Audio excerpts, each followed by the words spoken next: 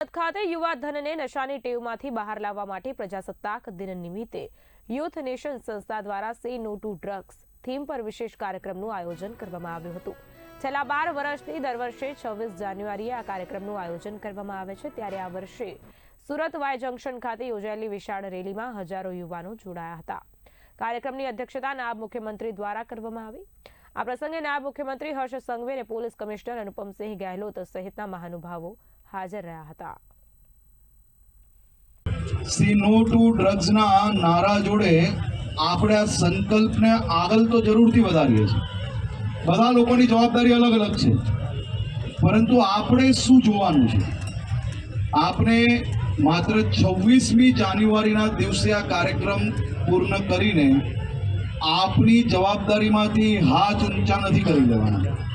26 જાન્યુઆરીએ છેલ્લા 12 વર્ષથી તમારું આખું ગ્રુપ આજે કાર્યક્રમ કરે છે, તે થકી અનેક યુવાનોને દૂષણમાં જતા અટકાવવામાં તમે સૌ લોકો જે કાર્ય કરો છો તેનો મને 100% અંદાજો છે, પરંતુ તમારી શક્તિ ખૂબ મોટી છે।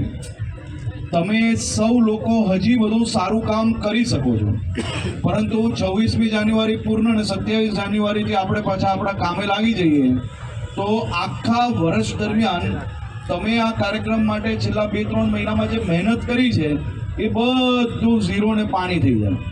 એટલે આજે હું તમને સૌને એક નવું કામ આપવા આવ્યો છું।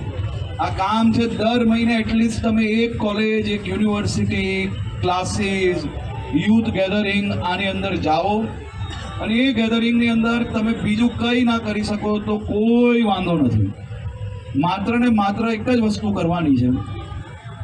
આજકાલ આપણે સૌ લોકો જાણીએ છીએ કે જેનઝી માટે બધા જ લોકો એક ફેશન થઈ ગઈ છે। ફેશન શું છે કે મિત્રોને હવે માય પાર્ટનર ઇન ક્રાઇમ, બધા જ લોકોને કોઈને કોઈ એવા ફ્રેન્ડ્સ હશે, પરંતુ એ ફ્રેન્ડ્સને દૂષણમાં જો કોઈ ફસાયું હોય અને એ ફ્રેન્ડની જો આ વાત છુપાવે તો એનાથી મોટું કોઈ પાપ ના હોઈ શકે। તો હું તમારી પાસે શું મદદ માંગવા આવ્યો છું?